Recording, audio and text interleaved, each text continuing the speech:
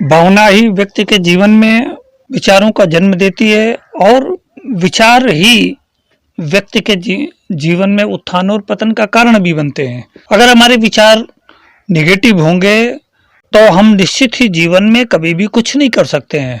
यदि इसके विपरीत अगर हमने पॉजिटिव विचार रखे, सकारात्मक विचार रखे, लक्ष्य केंद्रित विचार रखे तो हमारे जीवन में उन्नति को कोई नहीं रोक सकता है।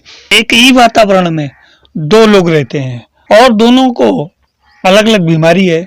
एक व्यक्ति अपने स्वभाव के कारण, अपने विचारों और आदतों के कारण अपनी बीमारी को स्वतः ठीक कर लेता है और दूसरा व्यक्ति उसी वातावरण में अपने स्वभाव, आदतों और विचारों के कारण जैसा का तैसा बना रहता है, दवाओं पर निर्भर बना रहता है, अस्पतालों, डॉक्टरों के चक्कर लगा लगा के थक जाता है, फिर भी वो अपने आप को ठीक नहीं कर पाता है। आखिर दवा क्यों नहीं असर करती है हमारे ऊपर? इस विषय पर कभी हमने विचार किया कि एक दवा से एक व्यक्ति ठीक हो रहा है और दूसरा बिना दवा के ठीक हो रहा है? ये सब हमारे कॉन्शियस माइंड में बेकार के जो हमने विचार ठूस कर भर लिए हैं, ये उनका परिणाम है। हमारे विचार चाहे अनचाहे हमारे मस्तिष्क में प्रत्येक मिनट में कम से कम 60 से 100 विचार हमारे मन में आ जाते हैं। तो इन विचारों का आवागमन हम रोक नहीं सकते हैं, रोक नहीं पा रहे हैं, क्योंकि हमने कभी रोकने का प्रयास ही नहीं किया। इसलिए इन विचारों में कुछ विचार ऐसे होते हैं जो हमारे बिना कहे, बिना किए ही हमारे अनकॉन्शियस माइंड में, ये सब कॉन्शियस माइंड में ट्रांसफर हो जाते हैं और ये कूड़े कचड़े की तरह उसमें भरे रहते हैं। और जब समय मिलता है तो यही विचार पुनः अपना सिर उठा करके व्यक्ति को परेशान करते हैं, हैरेसमेंट करते हैं, उसके जीवन को नरक बना देते हैं। तो इस तरह का जीवन जी करके आखिर हमें क्या मिलेगा? हम इस तरह से अपने विचारों को सब कॉन्शियस में चाहे अनकहे ट्रांसफर करते रहते हैं तो हमारी जो हीलिंग पावर है धीरे धीरे समाप्त होने लगती है।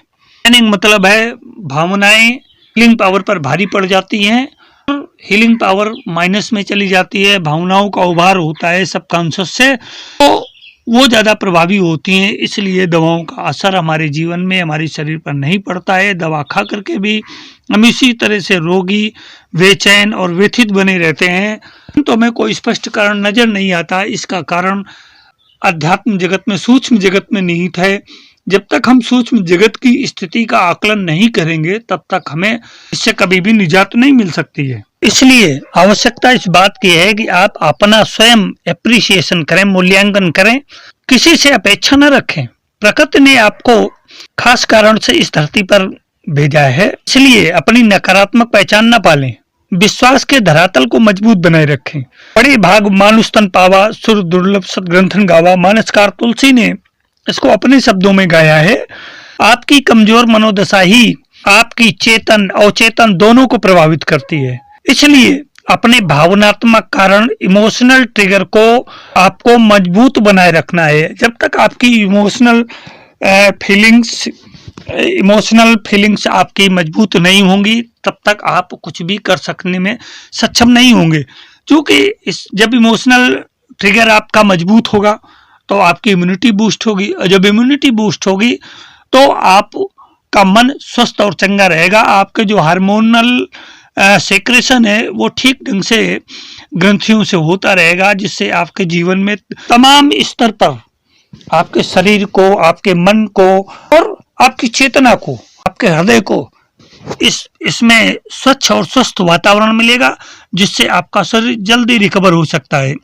यहाँ पर सबसे बड़ी बात यह है कि कोशिकाएं निम्न स्तर के पोषण, विटामिन, हार्मोन्स, ये सब अपने आप, जब हमारा शरीर, तन, मन और हमारी चेतना तो उल्लसित रहती है, प्रफुल्लित रहती है, ग्लोरी में रहती है, प्लेजर महसूस करती है, तो ये विटामिन, हार्मोन्स का सेक्रेशन जो कोशिकाओं में होता है ये स्वतः होता रहता है।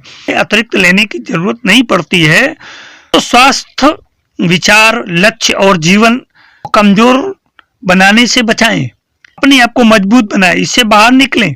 8 वर्ष की उम्र तक आपका सेल्फ इमेज बर्बाद होता है। उस समय आपके सामने कोई लक्ष्य नहीं होता है, आप स्वतंत्र जीवन जीते हैं। आपके जीवन पर, तन पर, मन पर और भावनाओं पर कोई बोझ नहीं होता है। परंतु जब 8 से 14 वर्ष की उम्र आती है तो आप तमाम दुनिया, भौतिक जगत के तमाम आयामों में आपका दखल होने लगता है, और ये दखल इस कदर तक बढ़ जाता है कि आप तन, मन और चेतना सब पर यह हावी होने लगता है इससे होता क्या है कि ये आपके स्वास्थ्य को, ये आपके मानसिक धरातल को, ये आपके शारीरिक धरातल को, या आपके भावनात्मक धरातल को प्रभावित करते हैं। इसलिए इससे बाहर निकलिए और निकल करके एक नवीन ऊर्जा का लक्ष्य से अनुसंधान करिए, इससे आपका जीवन सफल, स्वस्थ और सबल बन सके। जब हम माँ के गर्भ में होते हैं उस समय 1 से 3 माह की स्थिति में 8,000 न्यूरॉन्स पर सेकंड बनते हैं, और यही जब 3 से 6 माह की अवधि होती है तो यहाँ पर न्यूरॉन्स के कनेक्शन अपने आप बढ़ते चले जाते हैं। 10,000 की संख्या में न्यूरॉन्स पर सेकंड निर्मित होते हैं। न्यूरॉन्स का काम होता है सूचना और विचारों का लेना और ये दूसरे न्यूरॉन्स तक ट्रांसफर करना। ये संप्रेषण, जिसको इलेक्ट्रिक इंपल्स के नाम से भी जानते हैं, एक न्यूरॉन एक बार में लगभग 10,000 न्यूरॉन्स को मैसेज करता है, और इस तरह से कुछ ही क्षण में ये संपूर्ण शरीर में एक सूचना, एक विचार एक न्यूरॉन से दूसरे न्यूरॉन तक पहुंच जाते हैं, और ये कोशिकाओं तक अपनी सूचनाएं, विचार संप्रेषित कर देते हैं। कोशिकाएं उसी के अनुरूप हार्मोन्स और विटामिन्स का सिक्रेशन करने लगते हैं, और ये हार्मोन्स और विटामिन सी हमारे मूड को स्विंग करने में, मूड को स्थिर रखने में, हमारे स्वास्थ्य को उत्तम अथवा खराब करने में ये सहायक होते हैं। इसलिए इन सारी सूक्ष्म जगत की स्थितियों को ठीक करने के लिए, उत्तम बनाए रखने के लिए हमें योग, प्राणायाम, ध्यान का अभ्यास करना पड़ेगा। हम जितना भी प्राणायाम, योग और साधना करेंगे, उन सबको कुल मिलाकर के अगर हमने 10 मिनट का ध्यान कर लिया, अपनी भावनात्मक स्थिति को मजबूत कर लिया, तो वो सब पर भारी पड़ता है। ध्यान एक ऐसी विधा है कि जिसमें हम अपने तन और मन को संपूर्ण रूप से विश्राम देकर के सूक्ष्म जगत से अपने इस भौतिक जगत के कनेक्शन को जोड़ लेते हैं। क्योंकि हमारी सत्ता का उद्भव उस सूक्ष्म जगत से ही हुआ है। अदृश्य रूप में सूक्ष्म जगत हमारी इस भौतिक जगत की सत्ता से जुड़ा हुआ है, जिसको हम न देख सकते हैं, न सुन सकते हैं, केवल का अनुभव कर सकते हैं। जब हम ध्यान की अवस्था में होते हैं तो ये परा तरंगे हमारे इस शरीर से, इस मन से, इन भावनाओं से उस ब्रह्मांड की सत्ता से जुड़ जाती हैं, और जो वहां से हमको ट्रांसफर होता है, जो एनर्जी ट्रांसफर होती है, जो वेग, संवेग ट्रांसफर होते हैं उस ब्रह्मांडी ऊर्जा से, वो हमारा तन, मन और भावनाएं, चेतन सत्ता, चेतना हमारा ग्रहण करके हमारे इस जीवन को परिपोषित करती है, आगे बढ़ाती है। तो ये एक बात जीवन में अपनाएं कि ध्यान का अभ्यास करें, चाहे वो बौद्ध पद्धति का हो, चाहे जैन पद्धति का हो, चाहे सनातन पद्धति का हो, किसी भी पद्धति का ध्यानात्मक स्थिति हो, उसको अपनाने का प्रयास करें और अपने जीवन को निखारें अवश्य। एक नियम बना लें कि अपने शरीर को हल्का फुल्का व्यायाम करें। हमारे जितने भी जोड़ हैं, चाहे कंधे के जोड़ हो, चाहे हाथ के जोड़ हो, चाहे कमर का जोड़ हो, गांठ का जोड़ हो, एड़ी का जोड़ हो, या अंगुलियों के जोड़ हैं, इन सबका नित्य प्रति सूक्ष्म व्यायाम करें।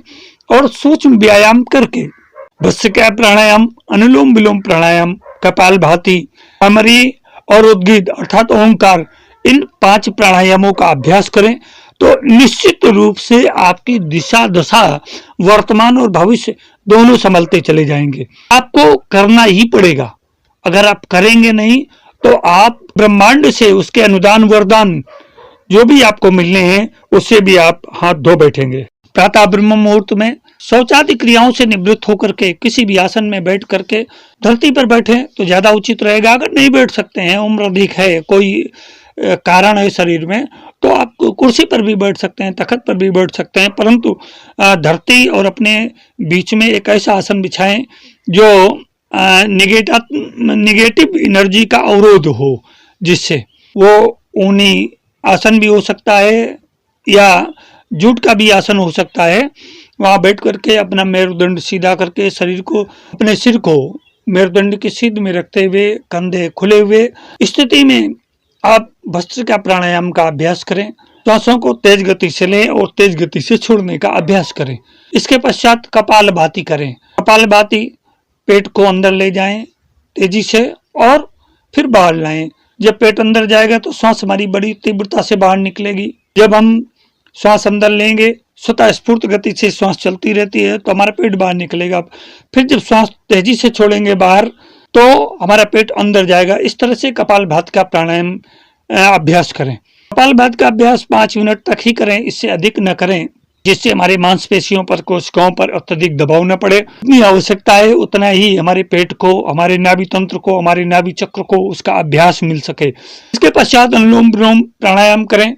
हम ये ध्यान रखें कि दाईं नासिका को दाएं अंगूठे से बंद करके दाएं हाथ से ज्ञान मुद्रा में या विष्णु मुद्रा में रखते हुए बाईं नासिका से धीरे धीरे श्वास लें, और जब श्वास ले लें तो बाईं नासिका को बंद करके दाईं नासिका से श्वास को धीमे धीमे छोड़ें, और फिर दाईं नासिका से पुनः श्वास लें और दाईं नासिका को बंद करके बाईं नासिका से श्वास को छोड़ दें। इस तरह ये एक चक्र हुआ। बाईं नासिका से श्वास लेंगे, दाईं नासिका से छोड़ेंगे, पुनः दाईं नासिका से श्वास लेंगे, बाईं नासिका से छोड़ेंगे। इस तरह ये एक चक्र हुआ। इस तरह से कम प्रारंभ में 5 चक्र और धीरे धीरे अभ्यास बढ़ा करके इन चक्रों की संख्या 25 तक ले जाएं। ये अनुलोम विलोम का अभ्यास हुआ। इसके साथ जैसे अनुलोम विलोम का अभ्यास आपको पूर्ण स्थिति में आने लगे तो नाड़ी शोधन का भी आप अभ्यास करें। नाड़ी शोधन का अभ्यास हमारे वीडियो अनुलोम विलोम और नाड़ी शोधन प्राणायाम में क्या अंतर है ये हमारे चैनल पर पड़े हुए हैं। इसका लिंक अपनी सब्सक्रिप्शन में दे देंगे, तो उसमें जाकर के उस वीडियो को देख लें। इसके पश्चात हम भ्रामरी प्राणायाम का भी अभ्यास करें 2 से 3 मिनट तक। इसका भी वीडियो लिंक हम आपको अपने डिस्क्रिप्शन में दे देंगे, तो उसको देख लें। इसके पश्चात ओंकार उद्गीत प्राणायाम भी हम का लिंक भी अपने डिस्क्रिप्शन में दे देंगे, उसको वहां जाकर के देख लें। इस तरह अपनी दिनचर्या निश्चित करें और अपने जीवन को स्वस्थ, सबल, सक्षम और प्रगतिशील बनाए रखने में अपने आप को अपना सहयोग करें। तन, मन और चेतना से स्वस्थ रहें। सर्वे भवन्तु सुखिनः, सर्वे सन्तु निरामया, सर्वे भद्राणि पश्यन्तु, मा कश्चित् दुःख भाग् भवेत्। ये वीडियो अगर आपको पसंद आए तो आप स्वतः तो इसका प्रयोग करें और अपने साथियों को भी इसे शेयर करें। जीवन के साथ योग चैनल में राजन आचार्य का सप्रेम अभिवादन।